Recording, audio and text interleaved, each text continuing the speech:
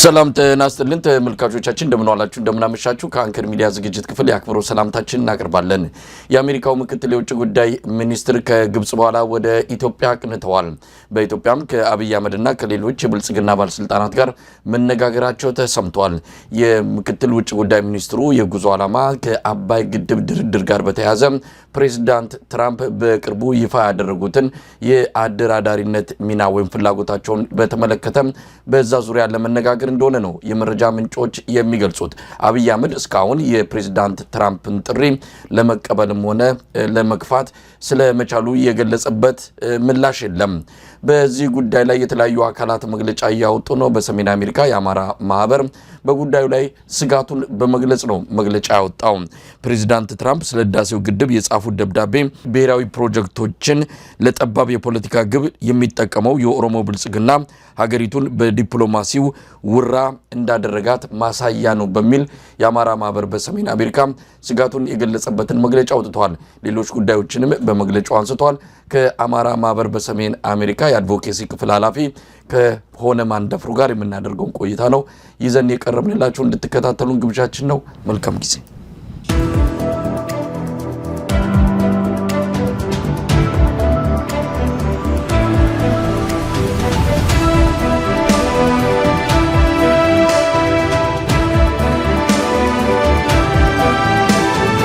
ተናስተልን ሆነ ተናስተልን መሳይ እንዴት ሰነበትክ? ደህና ነኝ። እንደምን ከራንክ? እንግዲህ መግለጫችሁን መነሻ ብናደርግም ግን የተለያዩ ጉዳዮችን ወቅታዊ ሁኔታዎችን እንዲሁ እንደ ድርጅታችሁም ወይም እንደ አንድ የአማራ መብቶች ተሟጋች እንደሆነ ግለሰብም ምላሽ ልሰጠን አስተያየት ልሰጠን ትችላለህ።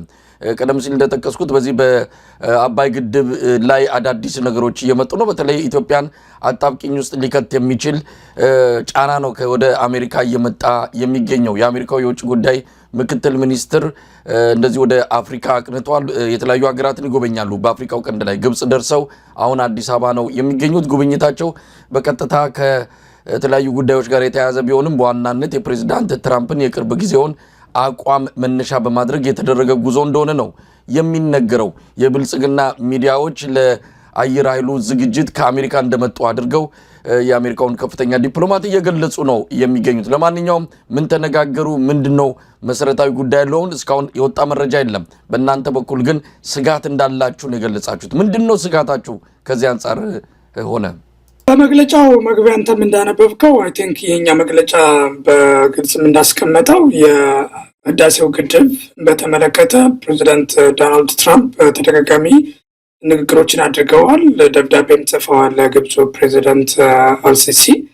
በእነዚህ በደብዳቤውም ባደረጓቸው ንግግሮች በተደጋጋሚ የሚሏቸው እውነት ያልሆኑ ጉዳዮች አሉ። አንድ ከነዚህ መካከል ግድቡ በአሜሪካ ገንዘብ ነው የተሰራው የሚል ነገር ሲናገሩ ሰምተናል። እንግዲህ ምንም እንኳ በወቅቱ የግድቡን ፋይናንስ ፕሮጀክት ተከታትሎት የነበረው የኢህአዴግ መንግስት ቢሆንም በህዝብ ደረጃ የሚታወቅ የአሜሪካ አስተዋጽኦ የለም። ከዛም አልፎ ኢትዮጵያኖች በሙሉ ከሌላ ወገን ብድር ድጋፍ እንዳናገኝ ግብጽ ስላደረገች የምትችሉትን ሁሉ አዋጡ ተብሎ ከዲያስፖራ እስከ ሀገር ቤት ሁላችንም ከደሞዛችን እናቶች ከመቀነታቸው የቀነሱ በሰጡበት ሁኔታ ነው። እንግዲህ ግድቡ ብዙ ስህተቶች ተፈጽመው ብዙ ሙስናም ተዘርፎ ሆኖም ግን በኢትዮጵያኖች ሀብት እንደተገነባ ነው የምናውቀው። ነገር ግን ፕሬዚዳንት ዶናልድ ትራምፕ በተደጋጋሚ ከአሜሪካ ድጋፍ እንደተሰራ ሲገልጹ ሰምተናል። ወደ ዝርዝሩ ትመጣለን። ለዚህ ምን ማረጋገጫ አላችሁ? አብይ አህመድ በተደጋጋሚ አንድ ወቅት ላይ ተናገረውም አለ የእናንተ የኢትዮጵያ ህዝብ ያዋጣው ኢምንት ነው የሚል ነገር አንስቷል። እንግዲህ መንግስት የሚባለው አካል ከየት አምጥቶ ነው ታዲያ ያንን ግድብ የሰራው? ህዝብ ካላዋጣ በብድር ካልተገኘ እንደሚባለው መንግስት አቅም ኖሮት ያንን ፕሮጀክት ለማስፈጸም የሚችል አይደለም። መንግስት ማለት ህዝብ ነውና አብይ አህመድ ጥቆማ ሰጥቷል። በእርግጥ ፕሬዝዳንት ትራምፕ የተናገሩት እውነት ነው ለማለት አይደለም። ታዲያ አብይ ፍንጭ ከሰጠ ፕሬዝዳንቱ የተናገሩትን እንደው እንድንመለከተውና እንድንጠራጠር ቢያደርግ ተገቢ አይደለም? አይ ቲንክ የእኛም መግለጫ አንዱ እየጠየቀ ያለው የህዝብ ፕሮጀክት ነው። ህዝብ ትክክለኛው መረጃ ማወቅ መብት አለው። በአንድም ሆነ በሌላ መንገድ እንደዚህ አይነት ፕሮጀክቶች ላይ ከፍተኛ የሆነ አስተዋጽኦ በተለያየ ሁኔታ ህዝቡ አድርጓል። እንደዚህ ጋም ደግሞ የማወቅ መብት አለን። ስለዚህ አገዛዙ ዝምታ መምረጡና ምንም አይነት መልስ አለመስጠቱም ከዛም ባለፈ ደግሞ በተደጋጋሚ እንደዚህ አይነት ንግግሮች ሲደረጉ ዝም ማለቱ የሚያሳየው አንደኛ የመረጃ ፍላጎት የመረጃ መስጠት ኃላፊነቱን እንዳይወጣ አድርጎታል። ሁለተኛ ምን ታስቦ ነው የሚለውንም እንድናሰላ አድርጎናል። በእኛ በኩል የአብይ አህመድ የሚመራው አገዛዝ ሁሉንም ነገር ለስልጣኑ ማራዘሚያ ሊጠቀምበት እንደምንችል እናምናለን። በዚህ ሂደት የህዳሴ ግድቡም በዚህ መንገድ ጥቅም ላይ ሊሆን እንደሚችል እናምናለን።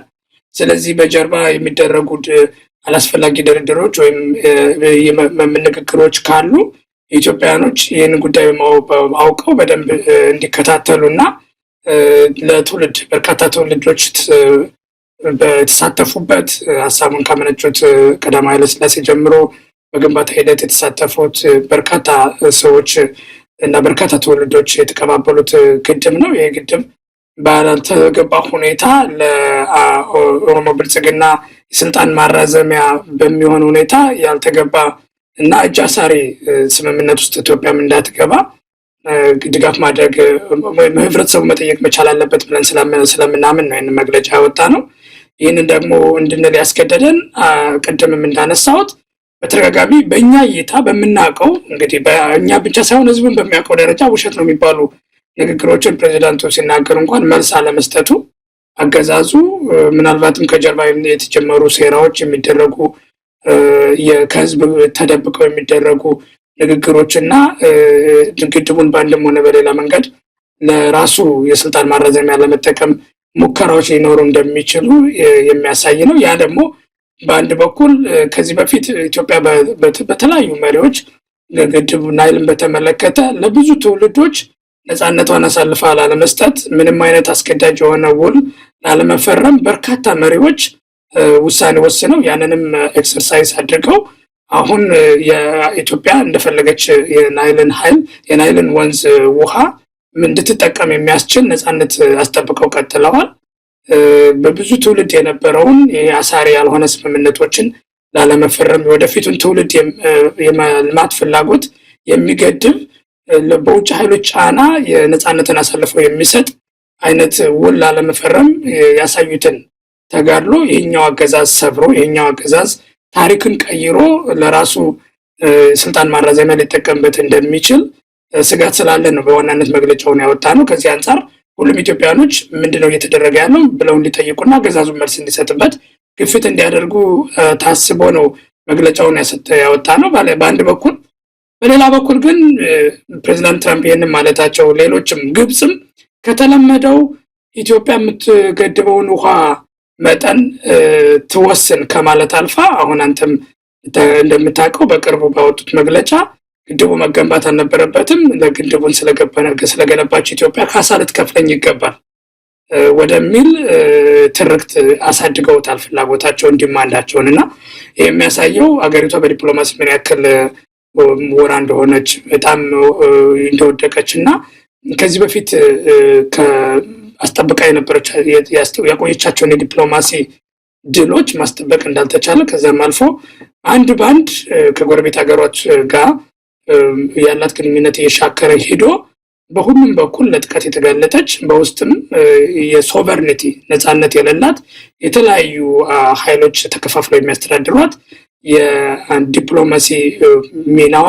በቀጠናውም በአፍሪካም ደረጃ የወደቀ እንድትሆን አድርጓታል። ለዚህ ምክንያት ደግሞ የአገዛዝ የብሔር እንጂ የብሔራዊ ፍላጎት የለውም። ለአንድ ብሔር ያደላ ለዛ የሚሰራ አደረጃጀት በመሆኑ ብሔራዊ ፍላጎቶችን ብሔራዊ አጀንዳዎችን ለዚህ ዓላማ ስለሚጠቀምባቸው በዚህ ምክንያት አገሪቱ በዲፕሎማሲም ህዝብንም በሞቢላይዝ አድርጎ የብሔራዊ ጥቅሞችን ከመስጠበቅ አንጻር ከፍተኛ ውድቀት ውስጥ መግባቷን ያሳያል። መግለጫችን የሚለው ይህንን ነው። መሳይ ሆነ መግለጫችሁ ላይ እንግዲህ ስጋታችሁን የገለጻችሁበት ምናልባት ምን ሊከሰት ይችላል የሚለውን በተመለከተ ነው። አንዳንድ ወገኖች አሁን ቀደም ሲል ካነሳው በተጨማሪ ግብፅ አንዴ ግድቡ ተሰርቷል፣ ከካሳው ባለፈ ደግሞ እንደ ፕሬዚዳንት ትራምፕም በሀሳባቸው የሚገኘው አንዱ አማራጭ ግድቡን በጋራ ያስተዳድሩ የሚልም እንዳለበት ነው የምንሰማው። ለማንኛውም ምንድነው የናንተ በትክክል ለጠባብ የጎሳ ፍላጎቱ ለዛ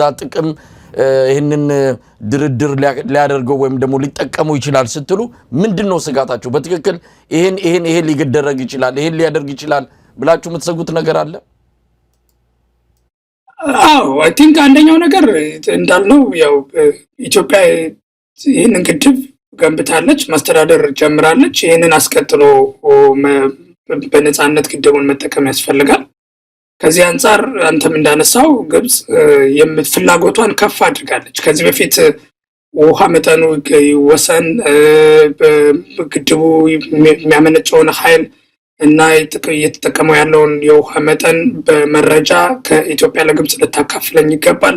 ከዛም አልፎ አንዳንዴም ማስተዳደሩን እኔ ላስተዳድረው ይገባል ወደ ማለት ሄዳ ነበር። አሁን ከዛም አልፎ ግድቡን ሙሉ በሙሉ መገንባት አልነበረባትም፣ ካሳ ሊከፈለኝ ይገባል፣ በእያንዳንዱ በጥቅም ላይ በሚታወቅ ግድብ ውስጥ በሚገባው ውሃ ተሰልቶ ካሳ ሊከፈለኝ ይገባል ወደሚል አሳድገዋለች። ይህንን ግብጽ ያደረገችው በአንድ በኩል አገር ውስጥ ያለውን ሁኔታ በማየት እና የአብይ አገዛዝ በዲፕሎማሲ ምን ያክል የወደቀ እንደሆነ እና ምንም አይነት አገራትን አስተባብሮ ግብጽን በዲፕሎማሲ ቻሌንጅ ሊያደርጋት እንደማይችል ተገንዝባለች። አንዱ ፍላጎታቸውን ከፍ ያደረጉት የአገዛዙን ውድቀት ተገንዝበው ነው። ግን ከዛም ባለፈ እንደምናውቀው ከዚህ በፊትም እንዳየነው የትራምፕ አስተዳደር ለግብጽ ፕሬዚዳንት አልሲሲ በተለይም ትራምፕ በግለሰብ ደረጃ ለአልሲሲ ቅርብ ወዳጁ ነው።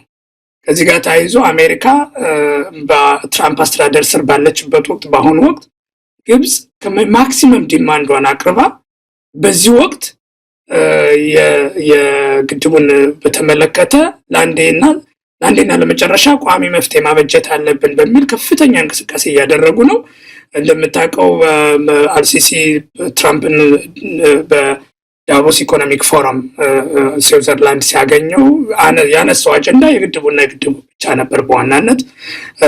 በዋሽንግተን ዲሲ በርካታ ሎቢንግ ፈርሞችን ቀጥረው ሎቢ እያደረጉ እንደሆነ እናውቃለን። እና ግብጽ ከጊዜ ጋር ሩጫ ላይ ነው ያለችው። በእነሱ ትንተና የትራምፕ አስተዳደር የተሻለ ለግብጽ የተሻለ እይታ አለው።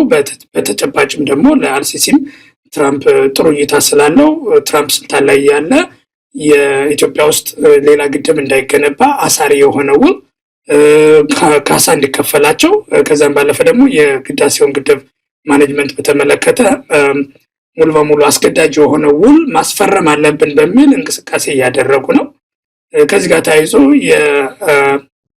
የብልጽግና መንግስት አገሪቷን የሚያስተዳደርበት መንገድ በሙሉ ከብሔር መነጽር ከጎሳ መነጽር ስለሚተነትነው እነዚህን ፍላጎቶችን አሟልቶ ከአሜሪካ መንግስትና ከትራምፕ አስተዳደር ጋር በስልጣን ላይ ለመቆየት ድጋፍ እንዲያደርጉለት፣ በምትኩ ደግሞ በግድቡ ጋር በተገናኘ በግል የፕሬዚዳንት ትራምፕን ፍላጎት ከዛም በተዘዋዋሪ የግብፅን ፍላጎት ተቀብሎ አሳሪ ውሎችን ሊፈርም ይችላል የሚል ስጋት አለን። ይሄንን በግልጽ ማስቀመጥ ያስፈልጋል።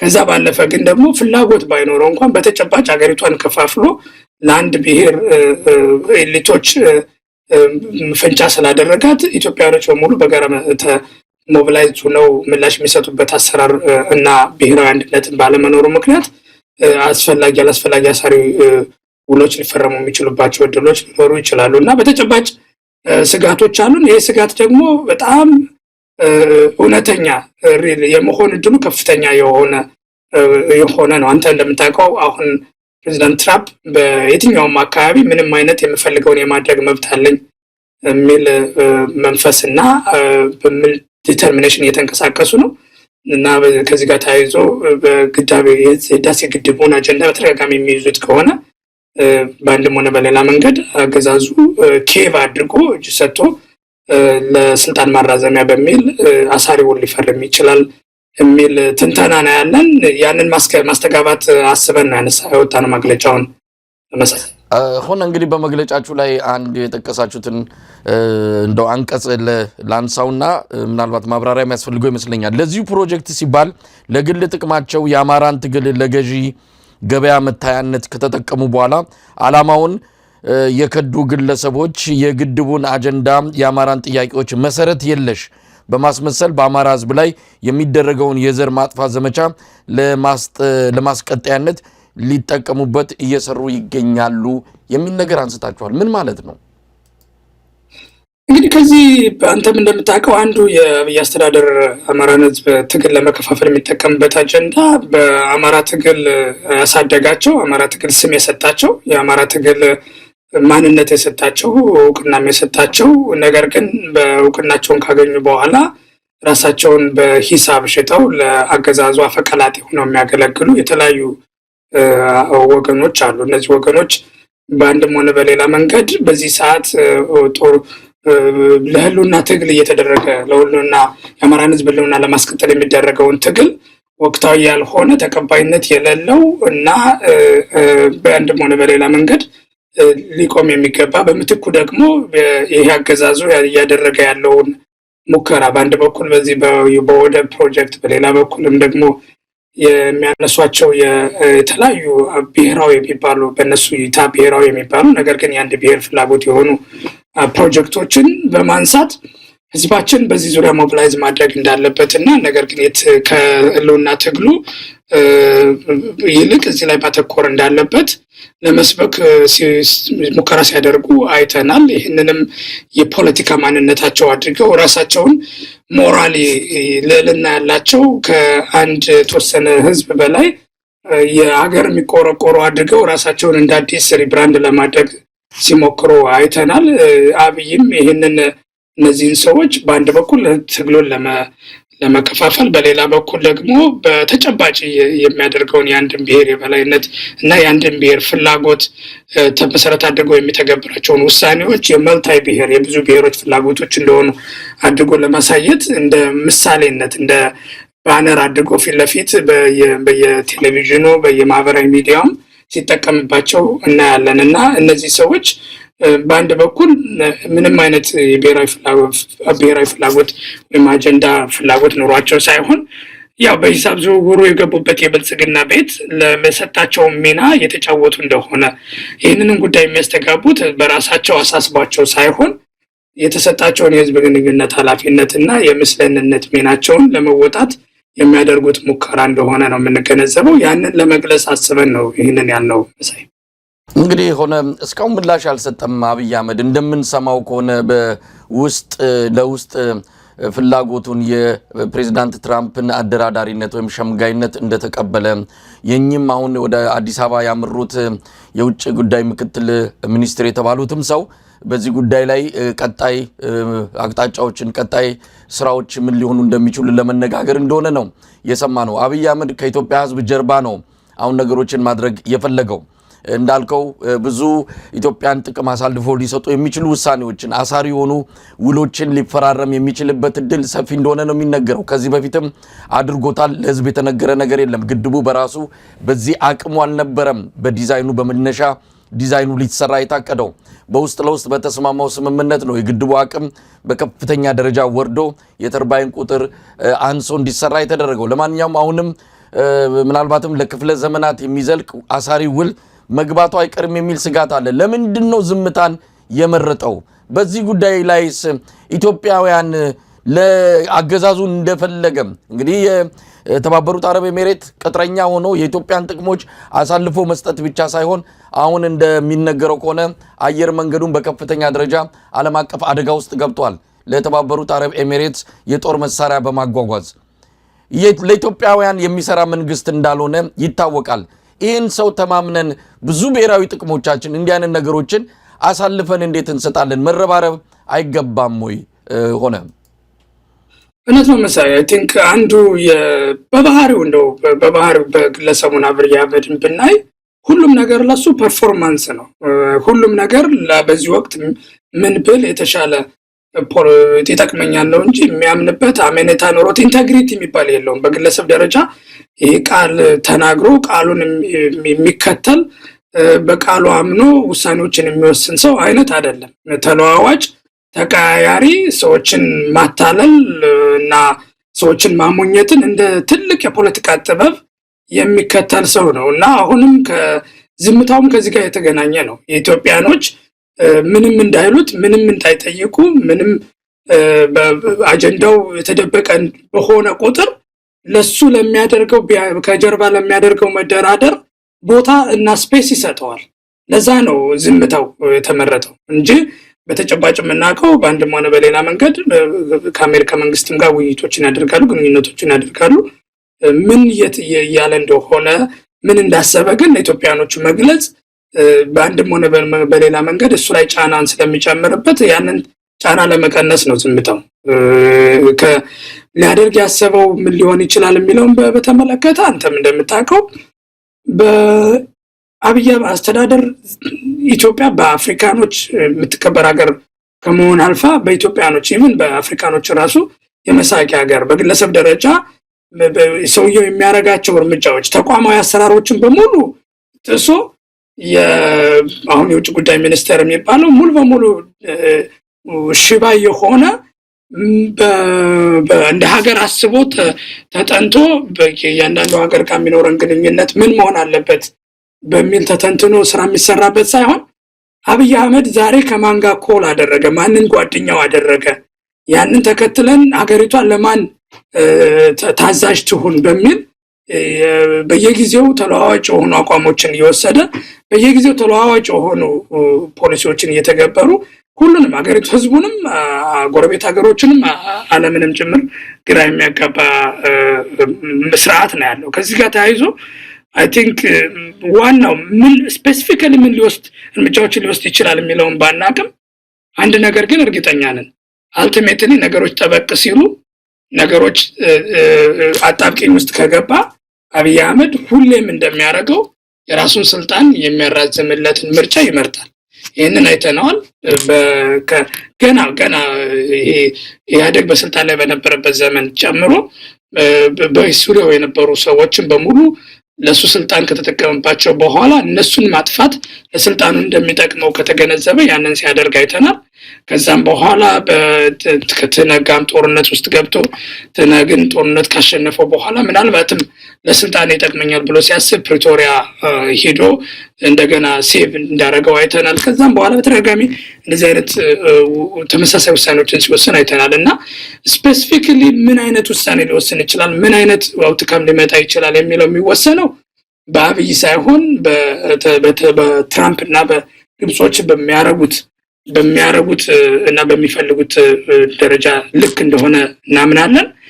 ነገር ግን ያንን አውትካም መሰረት አድርጎ በሀገሪቷ ብሔራዊ ጥቅምና በራሱ ስልጣን መካከል አጣብቂኝ ከመጣ የራሱን ስልጣን ለማጣበቅ ለማስቀጠል የሀገሪቷን ብሔራዊ ጥቅም አሳልፎ የሚሰጥ ውሳኔ እንደሚወስን ምንም ጥርጥር የለውም። አሁን ዝምታውም ያንን ውሳኔ ለመስያሱን የሚያስችል የፖለቲካ ኤንቫይሮንመንት ለመፍጠር የሚደረግ ሙከራ ነው። ታስቦበት ነው ዝም የተባለው ብለን ነው የምናስበው።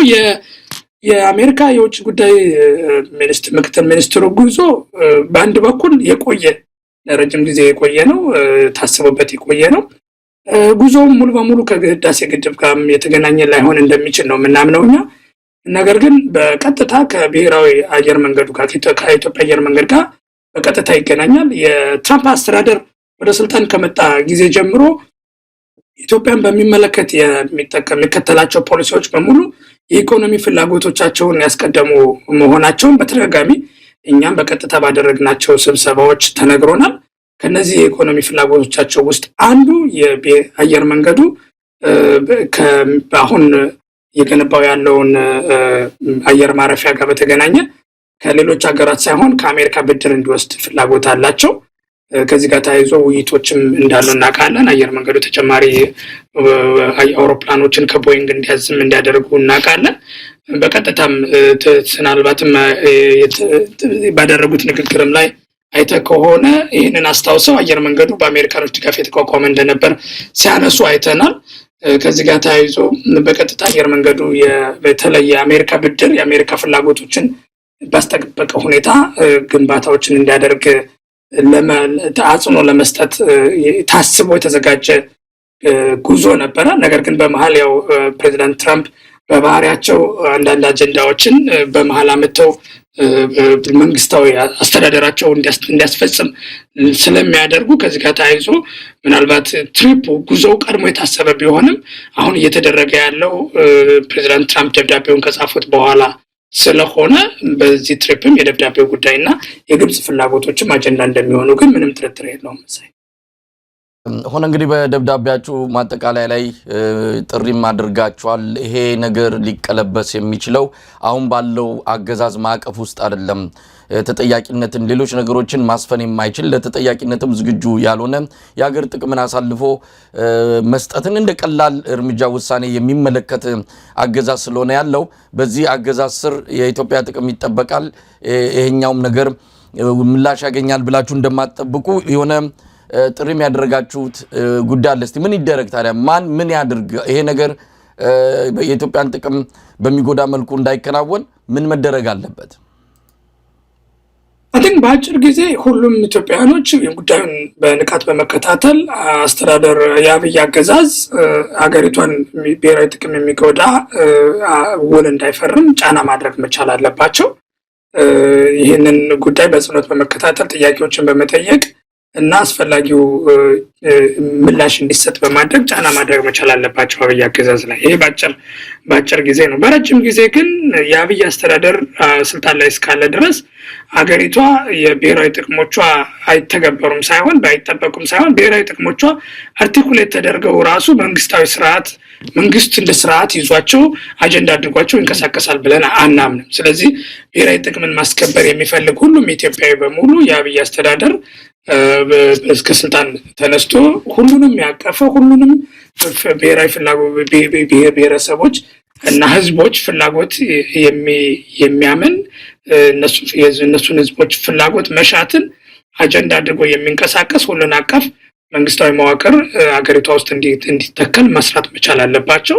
ይህንን ለማድረግ እየተደረጉ ያሉ ተጋድሎችን እየተደረጉ ያሉ አገዛዙን ወደ መንግስታዊ ስርዓት ወደ ዲሞክራሲያዊ ሽግግር የሚያመጣ አይነት ስርዓት ለመተካት የሚደረገውን ትግል መደገፍ መቻል አለባቸው ብዬ አስባለሁ። በቋሚነት ጠባብ ብሔር ፍላጎትን ይዘው የሚቆሙ የሚንቀሳቀሱ እና ህዝባዊ ውክልና የሌላቸው አገዛዞች በሙሉ በቋሚነትና በቀጣይነት የአንድን ሀገር ብሔራዊ ፍላጎት ሊያስከብሩ አይችሉም። ከዚህ አንጻር የአብይ አገዛዝ ስልጣን ላይ እስካለ ድረስ የሚከበር በቋሚነት የሚከበር ብሔራዊ አጀንዳ ወይም ብሔራዊ ፍላጎት አለ ብለን አናስብም። ስለዚህ ሰስተነብል የሆነ መፍትሄ ወይም ቀጣይነት ያለው መፍትሄ የሚያስፈልገው ማምጣት የሚቻለው ሀገሪቷ ውስጥ ሁሉንም ህዝብ በኩል የሚያስተናግድ የሁሉንም ህዝቦች ፍላጎት እና መሻት እንደ አጀንዳ አድርጎ የሚንቀሳቀስና ዲሞክራሲያዊ የሆነ ስርዓተ መንግስት መትከል ነው። ያንን ለማድረግ የሚደረጉ ትግሎችን መደገፍ መቻል አለባቸው ብለን ነው የምናስበው። በአማራ ህዝብ ሁኔታ ደግሞ አሁን አማራ ህዝብ በርካታ ድርብርብ ጥያቄዎች ነው ያሉት። የልማት የዲሞክራሲ ጥያቄዎች አሉ። ከዛም በከፋ ግን አገራዊ ብሔራዊ እንደ ህዝብ የመቀጠል ህልውናችን አደጋ ውስጥ ገብቷል። ስለዚህ ያንን ለማስመለስ አደጋውን ለመቀልበስ የሚደረጉ ትግሎች አሉ። ከዚህ ጋር ተያይዞ አሁን በተለይ መሬት ላይ ያሉት ኃይሎች በተናጠል የሚያደርጓቸውን ትግሎች በአንድ ብሔራዊ ንቅናቄ ስር አስተሳስረው ድርጅት አዋልደው እንቅስቃሴ ጀምረዋል። ስለዚህ ይህንን መደገፍ አማራጭ የሌለው ጉዳይ ነው። ይህንን ትግል በአንድ ድርጅት ጥላ ስር እንዲሆን ማድረግ ከተቻለ ይህንን ውጤታማ እንዲሆን ማድረግ ላይ በማተኮር ውጤታማነቱን የምንለካው ደግሞ ለህዝብ ያለብንን የህልውና ስጋት መቀልበስ ሲቻል ነው። ነገር ግን ደግሞ ከሌሎች ኢትዮጵያኖችም ጋር ተባብረን ቅድም ያልኩትን ለሁሉም የሚመች ስርዓተ መንግስት መትከል ሲቻል ነው እና ያንን ለማድረግ የሚደረገውን ትግል መደገፍ ላይ እንዲያተኩር ሁሉም ኢትዮጵያኖችም በተለይ አማራን ህዝብ ጥሪ አቅርበናል በመግለጫው መሳይ። እንግዲህ በዛው ይህንን አስመልክታችሁ በመጨረሻ ያቀረባችሁት ጥሪ ነው የአማራ ትግል ወደ አንድ ውህድ ፓርቲ መሰብሰቡ የበለጠ ወደ አንድ ውህድ ንቅናቄ መሰብሰቡ የበለጠ ትግሉን ያጠናክረዋል፣ ወደ ድልም ያቃርበዋል ብላችኋልና እስቲ በዚህ ዙሪያ እንደ ማህበር የያዛችሁት አቋም ካለም በግልም ይሄ አንድነቱ መምጣቱ የአማራ ህዝብ ወደ አንድ ቋት ውስጥ ገብቶ ትግሉን በአንድ ወታደራዊና ፖለቲካዊ አመራር ስር ለማድረግ መወሰኑ ምን ስሜት ሰጣችሁ? ምን ማለትስ ይቻላል? በዚህ ዙሪያ ማህበራችሁ ያለው አቋም ምንድን ነው? ይህን በተመለከተ እንግዲህ መሳኛ ማህበራችን ለረጅም ጊዜ ያቋም ይዞ የአማራ ህዝብ ውጤታማ ሊሆን የሚችለው በአንድ ማዕከል በአንድ እዝ ሲመራ ነው። ከዚህ አንጻር አማራጭ የሌለው ጉዳይ ነው። ሁል በሚል በርካታ በተደጋጋሚ ጥሪ ስናቀርብ ነበር። መሬት ላይ ያሉ ወገኖች ይህን የተለያዩ አላስፈላጊ ልዩነቶችን አጥብበው በአንድ እዝ በአንድ ድርጅት እንዲታገሉ ጥሪ ስናቀርብ ነበረ። ስለዚህ የኛን ብቻ ሳይሆን የበርካታ ኢትዮጵያኖች ከኢትዮጵያኖችም አልፎ በቀጠናው ሰላም እንዲመጣ እና መረጋጋት እንዲመጣ ሚሹ ኃይሎች የውጭ ኃይሎችም በተደጋጋሚ የሚያቀርቡት የነበረውን ጥያቄ የመለሰ ውሳኔ ነው ብለን ነው የምንገመግመው። ውሳኔው በአገዛዙ ውስጥ ያሉ አገዛዙን የማይደግፉ ነገር ግን አማራጭ ኃይል ወጥ የሆነ አማራጭ አደረጃጀት ኃይል ባለመኖሩ ወቅትና ጊዜ እየጠበቁ የነበሩ ሰዎችንም ፍላጎት እና መሻት ጭምር መልስ የሰጠ ረጅም ጊዜ ህዝባችን በተደጋጋሚ ሲያነሳው የነበረው ጥያቄ መልስ የሰጠ ክስተት ነው። ከዚህ አንጻር አይ ቲንክ ትልቅ ዜና ነው ብለን ነው የምናየው እኛ። ከዚህ በኋላ ትግሉ በአንድ ቋት መመራት ስለጀመረ በአንድ አመራር መመራት ስለጀመረ በርካታ ፋይዳ ያላቸው ድሎች ይገኛሉ ብለን እናስባለን። በሚሊተሪው በተለያየ ቦታ ኮኦርዲኔትድ የሆነ እና ኃይልን ባሰባሰበው ሁኔታ ዘመቻዎች ይደረጋሉ ብለን እንጠብቃለን። በፖለቲካው ዘርፍም ከማንኛውም ኃይል ጋር ሊኖረን የአማራው ህዝብ እና የአማራ ትግል ሊኖረው የሚገባውን ግንኙነት በሴንትራላይዝድ በሆነ ሁኔታ መወሰንና መበየን የሚያስችል አሰራር ይኖራል ብለን እናስባለን። በዲፕሎማሲም በተለይ እኛ ዲፕሎማቲካሊ በተደጋጋሚ የተለያዩ አካላቶችን ስለምናገኝ በተደጋጋሚ የምንጠየቀው የነበረ ጥያቄ ነው። የፋኖ ኃይሎች በአንድ አደረጃጀት የሚሆኑት መቼ ነው? ለምንስ ነው የማይሆኑት? የሚለው በተደጋጋሚ ጥያቄ ሲቀርብ የነበረ ጉዳይ ነው። ከዚህ አንጻር አሁን ይሄ በአንድ መዋቅር ውስጥ መሆናቸው በዲፕሎማሲ በርካታ ኃይሎች ከፋኖ ጋር ዲፕሎማቲያዊ ግንኙነት ለመመስረት ከነሱ ጋር የሚኖራቸውን ግንኙነት ለመበየን እና ያንን ተከትሎም ያለ ድጋፍ ለማድረግ የሚፈልጉ ኃይሎች የሚጠይቁት ጥያቄ ስለነበረ በዲፕሎማሲውም ዘርፍ ከአሁን በኋላ በርካታ የውጭ ኃይሎች ከፋኖ ጋር ግንኙነት አድርገው ግንኙነታቸውን ተርጉመው በይነው ድጋፍ የሚያደርጉበት እድል ይኖራል ብለን ነው የምናስበው እና ከዚህ አንጻር በርካታ ድርብርብ ድሎችን የሚያመጣ የእኛን ድርጅት የበርካታ ሌሎች መሰል ድርጅቶችንም ጥያቄ እና ከዛም አልፎ የአማራውና የኢትዮጵያኖች ከዛም አልፎ የቀጠናው ህዝቦች ሲጠይቁት የነበረውን ጥያቄ መልስ የሰጠ ክስተት ነው ብለን ነው የምናየው። መሳይ ሆነ እንግዲህ ሌሎች ጉዳዮችንም ከዚሁ ከአማራ ትግል ጋር በተያያዘ እናንሳ። እንግዲህ አገዛዙ የፖለቲካ መፍትሄ ለመስጠት እንዳልፈለገ በተደጋጋሚ ያሳይቷል። ሌላው ቀርቶ የራሱ ወታደራዊ ጄኔራሎች በአደባባይ ጭምር ፖለቲካዊ መፍትሄ ፈልጉ መገዳደል ሆነ እርስ በርስ ስለዚህ ፖለቲካዊ መፍትሄ እናንተ ፖለቲከኞች ስጡ ብሎ በአደባባይ የተናገሩ አንድ ጄኔራል አሁን ድምጻቸው ለምን እንደጠፋ አናቅም። ሌሎችም ተናግሯል። አገዛዙ ፖለቲካዊ መፍትሄ የሚፈልግ አይደለም፣ በወታደራዊ ጡንቻ ገፋበታለሁ አለ። ያው የደረሰበትን የገጠመውን ኪሳራ ያውቀዋል። ሌሎችንም ነገሮች እየተጠቀመ ነው። ከመሃላቸው የሆኑ ሰዎችን በማስከዳት ወዶ ገቦችን በማስጠጋት ጥያቄውን አዳፍናለሁ፣ የአማራ ህዝብ የተነሳውን የፋኖ የጀመረውን ትግል አዳክማለሁ የሚል በሌላ አቅጣጫ በጣም ጥሩ ባልሆነ ለማንም በማይበጅ መልኩ እንዲህ አይነት አማራጮችን እየተጠቀመ ይገኛል። እስቲ ከዚህ አንጻር ምን ማለት ይቻላል? እነዚህ የተወሰኑ አካላት ትግሉን አንፈልግም ብለው ስለገቡ የአማራ ህዝብ ጥያቄ ይሞታል፣ ይዳከማል፣ ፋኖም ጓዙን ጠቅልሎ ወደ ቤቱ ይገባል የሚል ግምት ያላቸው ብልጽግና ሰዎች አሁንም በዚህ ገፍተውበታል። ምን ማለት ይቻላል? ወላትክ አንዱ የብልጽግና እና አብይ አስተዳደር ተደጋጋሚ የሚያደርጋቸው መገለጫው ነገር ምንድነው? የሁኔታ ትንተና ላይ በተደጋጋሚ ስህተቶችን ይፈጽማል። መጀመሪያ ከትነጋ በተገናኘ ትንተናቸው ስህተት ነበረ። ያ ወደ ጦርነት ወስዷል።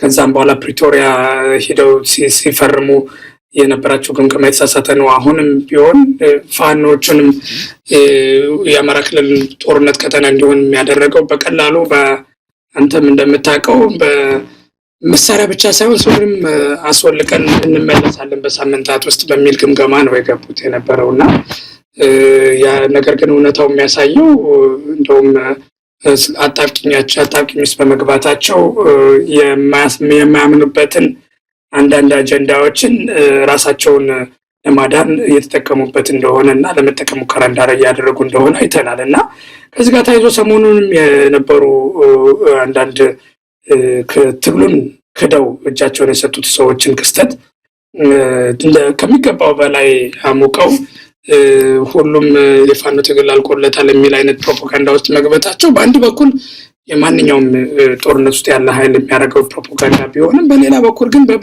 በብልጽግና በኩል ግን እና በዙሪያው ያሉ ወደገቦችም እንደተባለው የሚያምኑት የተደጋጋሚ የሚያደርጉት የሁኔታ ትንተና ስህተት መገለጫ አድርጌ ነው የምወስደው።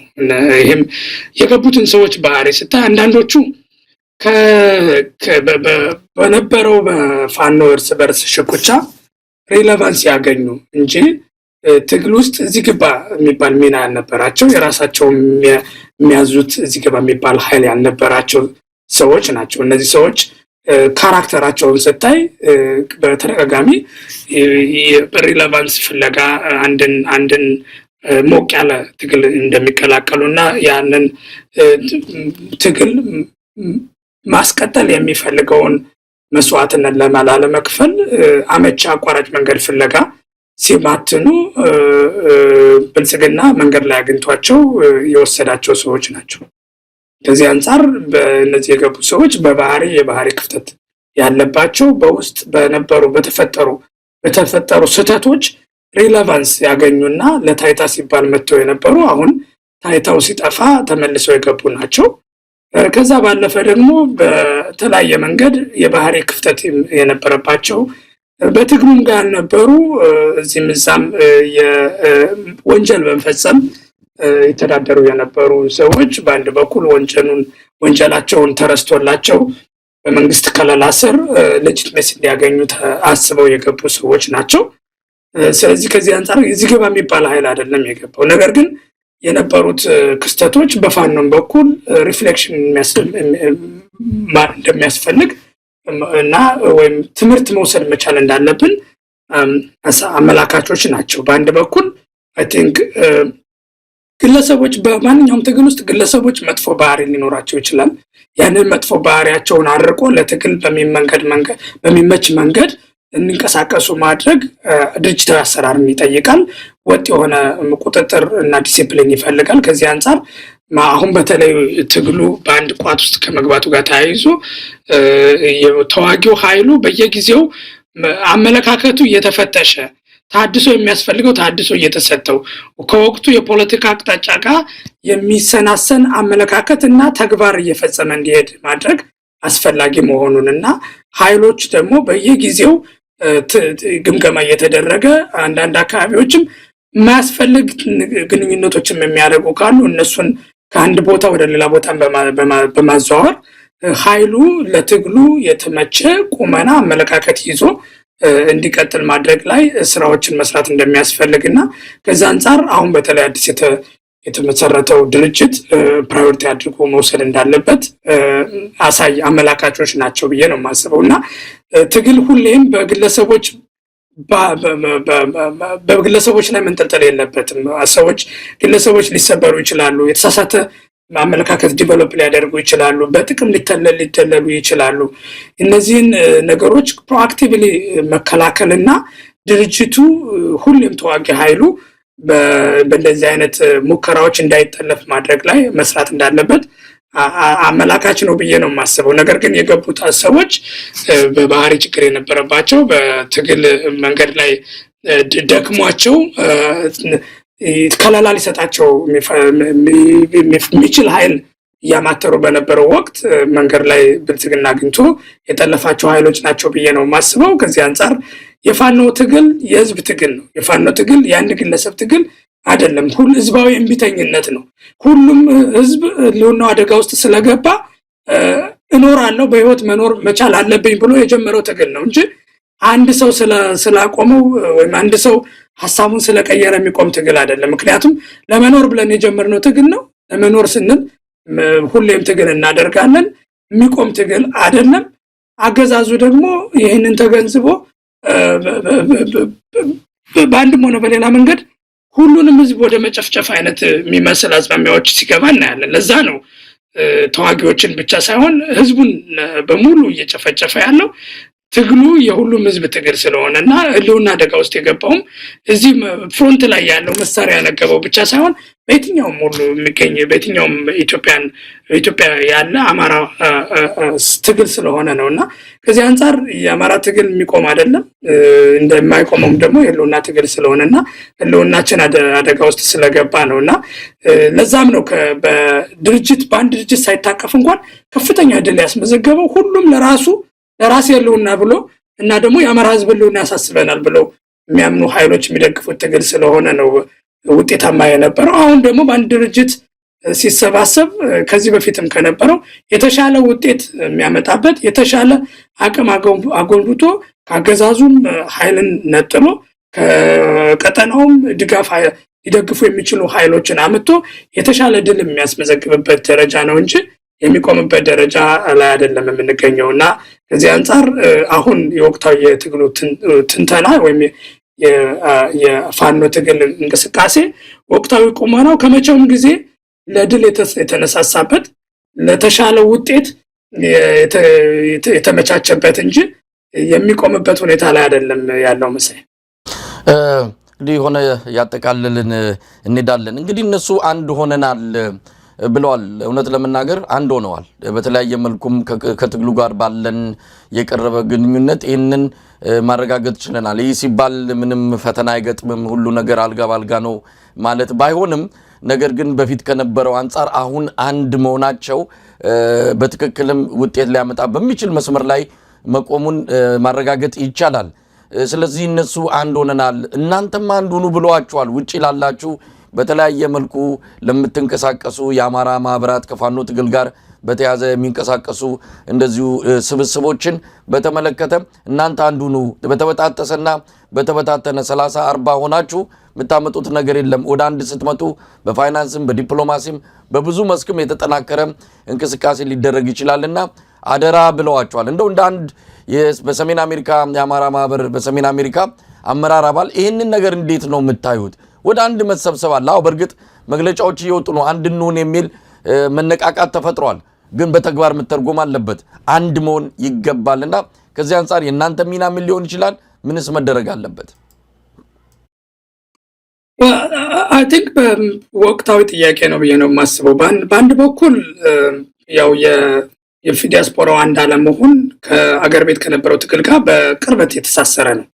አንዳንዶቹ ነገሮች ያው በርቀት ብንገናኝ ብንቀመጥም ትግሉም ስለሚያስተሳስር በመንፈስም የምንቀራቸው ብዙ አጀንዳዎችም የጋራ የሆኑ አጀንዳዎችም ስላሉ ከዲያስፖራው ላይ የነበረው የተወሰነ መከፋፈል አገር ቤት ከነበረው ጋር በቅርበት የተሳሰረ ነውና አገር ቤት ያሉት አንድ መሆናቸው በዲያስፖራውም በኩል የአንድነትን ከማምጣት አንፃር የሚፈጥረው መደላደል በጣም ከፍተኛ ነው። ከዚህ አንፃር የተሻሉ ነገሮችን በቅርቡ እናያለን ብዬ አምናለሁ። ነገር ግን አንድነት በዲያስፖራው ምንድነው የሚለውን በኬርፉሊ ማየት መቻል አለብን። የዲያስፖራው አንድነት ልክ አገር ቤት እንዳለው ሁሉም ኃይል ወደ አንድ ቋት ሆኖ በአንድ ድርጅት እንዲመሰረት እንዲመራ ወይም እንዲሰባሰብ ማድረግ ይለያል። የዲያስፖራ ትግል በራሱ በርካታ አክተሮችን ያስተሳስራል። በርካታ ዘርፎችም አሉት። ለምሳሌ አንተም እንደምታውቀው የዲያስፖራ ኮሚኒቲዎች ሎካል የሆኑ የራሳቸው ማህበረሰባዊ ድርጅቶች ሊኖራቸው ይገባል። እኔ የምኖርበት ከተማ የምኖርበት ያሉ የአማራ ተወላጆች በሙሉ የራሳቸውን ድርጅት መስርተው ሎካል የሚሰሯቸው ስራዎች ሊኖሩ ይችላሉ። ከዚህ ጋር ተያይዞ ለምሳሌ የአማራ ማህበራቶች በየአካባቢው መኖራቸው የተለመደ በሁሉም ዲያስፖራ ኮሚኒቲም ያለ እና ደግሞ በሎካላይዝድ የሆኑ ጥያቄዎችን ፍላጎቶችን መልስ ለመስጠት ሲባል መቀጠል ያለበት ነው። በሌላ በኩል ደግሞ እነዚህ ድርጅቶች የሚሰሩት ስራና በየቀኑ የሚያከናውኑት ስራ የተለያየ በተወሰነ ደረጃ ባሪ ሊያደርግ ይችላል። የኮሚኒቲ ኦርጋናይዜሽኖች የኮሚኒቲውን ፍላጎት ምላሽ መስጠት ላይ ሊያተኩሩ ይችላሉ። ከዚህ ጋር ተያይዞ አንዳንድ እዚህ ሀገር በሚኖሩባቸው ሀገራት አውድ መሰረት በየቀኑ የሚሰሯቸው ስራዎች የተለያዩ ሊሆኑ ስለሚችሉ ሁሉም ድርጅቶች አንድ አይነት ስራዎችን ላይሰሩ ይችላሉ። ነገር ግን ከትግሉ ጋር በተገናኘ ግን ሁሉም ድርጅቶች በአንድ አመለካከት፣ በአንድ ብያኔ፣ በአንድ አቅጣጫ መንቀሳቀስ መቻል አለባቸው። ያንን ሊያስችል የሚችል የሚያስተሳስራቸው አምበረላ ድርጅት ያስፈልጋል። ከዚህ ጋር ተያይዞ ከዚህ በፊት ሙከራዎች ነበሩ። በዓለም አቀፍ ደረጃም ሙከራዎች ነበሩ። በአሜሪካ ደረጃ ብንወስድ ፌዴሬሽን ኦፍ አማራስ ኢን ኖርዝ አሜሪካ በሚል ፋና በሚል ድርጅት መስርተን እንንቀሳቀሳለን። እዛ ውስጥ በአሁኑ ወቅት 14 የአማራ ማህበራቶች በዛ ድርጅት ውስጥ ይንቀሳቀሳሉ። እነዚህ ድርጅቶች የሚሰሯቸው ስራዎች ከትግሉ አንጻር አቅጣጫዎችን መስጠት፣ የሚሰሩ ስራዎች ተደራራቢ እንዳይሆኑ፣ ድግግሞች እንዳይኖሩ፣ የምንሰራቸው ስራዎች እርስ በርስ የሚመጋገቡ እንዲሆኑ ከማድረግ አንጻር እነዚህ የፌዴሬሽን እና በዓለም አቀፍ ደረጃ ያሉ ስብስቦች ሚናቸው መጉላት መቻል አለባቸው። ማህበራቶች በሎካል ያሉ ማህበራቶች የሚሰሯቸው ስራዎች በተለይ መሬት ላይ ካሉ ኃይሎች ጋር የሚያደርጓቸው ግንኙነቶች በእነዚህ በኩል ቢያልፉ የተሻለ መናበብ የተሻለ መመጋገብ ይኖራል። ስለዚህ አንድነትን እኔ ዲያስፖራ አንድነትን መመዘነው እነዚህ በሎካል ያሉ ማህበራቶች በዲያስፖራ ካሉ ፌዴሬሽኖች ጋር በቅርበት በመስራት እነዚህ ፌዴሬሽኖች ደግሞ መሬት ላይ ካሉት ኃይሎች ጋር የሚያደርጓቸውን ግንኙነቶች መሰረት አድርገው የሚሰጡ አቅጣጫዎችን የሚሰጡ የስራ ክፍፍሎችን መሰረት አድርገው በአንድ እነዚህ ስራ ክፍፍሎች ወደ ታች የሚወርዱበትን አሰራር መዘርጋት መቻል አለብን ብዬ ነው የማስበው እና ከዚህ አንጻር የነበሩ አላስፈላጊ መጓተቶች በሙሉ ቆመው ወደ አንድ በእነዚህ በፌዴሬሽን ደረጃ እና በሌሎች መሰል ጠናፊ ድርጅቶች ደረጃ የሚሰሩ ስራዎች ጎልተው መውጣት መቻል አለባቸው ብዬ አስባለሁኝ። ይህንን ለማድረግ አንደኛ ከሮተሪክ አንጻር ከአሰራር አንጻር መሬት ላይ ያሉ ኃይሎች ግለሰቦችን ከማጉላት ተቋማቶችን ማጉላት ላይ ማተኮር መቻል አለባቸው። አንዱ ክፍተት የነበረው ባለፉት 2 ዓመታት በትግሉ ዙሪያ ለረጅም ዓመታት ሲሰሩ የነበሩ ማህበራቶችን ወይ ሌሎች አደረጃጀቶችን ባገለለው ሁኔታ የተወሰኑ ግለሰቦችን አንዴ የኔ ፋኖ ቡድን ደጋፊ ተወካይ በሚል ወደፊት በማምጣት እነዚህ አደረጃጀቶች ከነዚህ ግለሰቦች ጋር አላስፈላጊ የሰጣ ገባ ውስጥ እንዲገቡ ማስፈልግ ጉዳይ ላይ ጊዜያቸውን፣ ጉልበታቸውን፣ ገንዘባቸውን እንዲያወጡ የተገደዱበት ሁኔታ ነበር። አሁን ያንን ለማስቀረት መሬት ላይ ያሉት ኃይሎች በቋሚነት ትግል ቀጣይነት ያለው ስራ ይፈልጋል። ቀጣይነት ያለው ስራ ሊሰራ የሚችለው ደግሞ በድርጅት ነው። ግለሰቦች ተሰባሪ ናቸው። ግለሰቦች ሀሳባቸውን ሊቀይሩ ይችላሉ። ግለሰቦች ኢምፖርታንት ሚና አላቸው። ነገር ግን ሚናቸው የሚያደርጉት አስተዋጽኦ በሙሉ በድርጅት መታቀፍ መቻል አለባቸው። ስለዚህ ከዚህ በኋላ መሬት ላይ ያሉ ኃይሎችን በሙሉ ድርጅት ማዕከል ያደረገ ስራ በዲያስፖራው አዳዲስ ለነሱ የሚመች አደረጃጀት መፍጠር ሊኖርባቸው ይችላል።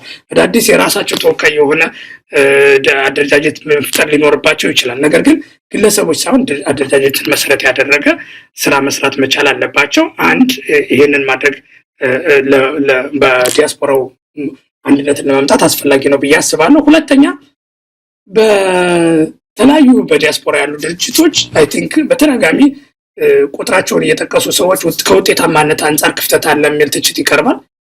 ቁጥራቸው በራሱ ቅድም እንዳስረዳሁት ሎካል የሆኑ ማህበራቶች ሎካል የሆነ አደረጃጀት ስለሚያስፈልጋቸው ቁጥራቸው በራሱ ችግር ላይሆን ይችላል። ነገር ግን ውጤታማነታችን ቁጥራችንን የሚመዝን መሆን መቻል አለበት። እያንዳንዱ ማህበር ስራ ላይ ደሊቨር ማድረግ መቻል አለበት። ስራ ያተኮረ እንቅስቃሴ ማድረግ መቻል አለብን።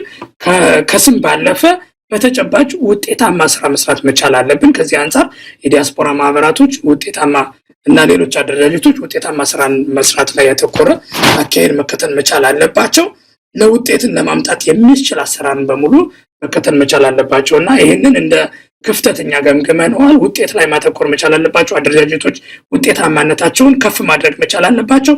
ውጤታማ በሆኑ ቁጥር አንድነትን ለማምጣት ቀላል ያደርገዋል ብዬ አስባለሁ። ስለዚህ አንዱ ነገር አደረጃጀቶች በዲያስፖራ ያሉት ለስማችን we have to live to our names ደሊቨር ማድረግ መቻል አለብን። ህዝባችን የሚጠብቀውን ውጤታማ የሆነ አሰራር መዘርጋት መቻል አለብን። ከሰብአዊ እርዳታ እስከ ዲፕሎማሲ እስከ ሎቢንግ በርካታ ድጋፎችን ይጠይቃል ህዝባችን። ያንን በተመለከተ የሚጠበቅብን ሚና ለመወጣት ውጤትን ደሊቨር ማድረግ መቻል አለብን ብዬ አስባለሁ። ነገር ግን አሁን ያለንበት ወቅት ሀገር ቤት ያሉት ወንድሞቻችን በአንድ አደረጃጀት ወጥተው አንድነትን እየሰበኩ አንድነትን እየኖሩ በመሆኑ በዲያስፖራውም ባለፉት 2 ዓመታት የተወሰኑ የነበሩትን ሽኩቻዎችን መንፈስ ለመቀየርና በተጨባጭ ከነበርንበት ወደ ተሻለ ደረጃ ለመሄድ አንድነት ኮንፈረንስ ማዘጋጀት ያስፈልጋል ብዬ አስባለሁ። ያለውን የወቅቱን ሞመንተም መጠቀም መቻል አለብን። ከዚህ አንፃር መግለጫዎች አንተም እንዳልከው እየወጡ ነው። እነዚህ መግለጫዎች ወደ ተጨባጭ ድርጊት ተቀይረው በአንድነቱ በተጨባጭ መጥቶ ይሄ በትልቅ ኮንፈረንስ መታወጅ መቻል አለበት ብዬ አስባለሁ። ከዚህ አንፃር በዲያስፖራ ያሉ ድርጅቶችን የሚመሩ አመራሮች በሙሉ ይህንን ጉዳይ የሀገር ቤት ወንድሞቻችንን ጥሪ ተቀብለው በዲያስፖራም በሀገር ቤትም ያለው ህዝባችንን መሻት ተረድተው በንግግር በማድረግ እርስ በርስ በመደዋወል ስብሰባዎችን በማዘጋጀት አሁን ካለንበት ወደ አንድነቱን በአደባባይ አውጆ በጋራ ከመቼውም በተሻለ ስራ ለመስራት ወደምንችልበት ደረጃ ለመሸጋገር ንግግሮችን፣ ስብሰባዎችን፣ እቅዶችን አቅደው ተጨባጭ ውጤቶችን ማምጣት ብቻ ሳይሆን እሱን የሚያሳይ የሚያውጅ የአንድነት ኮንፈረንስን እንዲያደርጉ ጥሪ ያቀርባለሁ። በዚህ ሂደት የእኛም ድርጅት የሚጠበቅበትን ሚና የሚወጣ ይሆናል። መሳይ በጣም አመሰግናለሁ። ሆነ ማንደፍሮ እንግዲህ በአባይ ጉዳይ ስጋታችሁን የገለጻችሁበትን መግለጫ መነሻ አድርገን እንደዚሁም ስለ አማራ ፋኖ ብሔራዊ ንቅናቄ ምስረታን በተመለከተ እንደ ድርጅትም እንደ ግለሰብም ያለን ስሜትና አቋም የገለጽክበትን የዛሬውን ዝግጅት በዚህ ነው የምናበቃው። ለነበረን ቆይታ በአንከር ታዳሚዎች ስም ከልብ አመሰግናለሁ። እኔም አመሰግናለሁ።